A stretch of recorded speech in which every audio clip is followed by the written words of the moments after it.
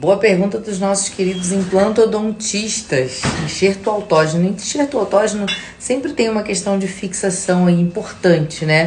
E o paciente com bruxismo, ele vai muito provavelmente movimentar. Então eu quero te dizer o seguinte, não é, olha o que eu vou falar, hein? Não é para você preocupar com o tipo de enxerto apenas, mas é para você preocupar sobre qual é a etiologia do bruxismo desse paciente e saber como tratar esse paciente de verdade muito além da placa.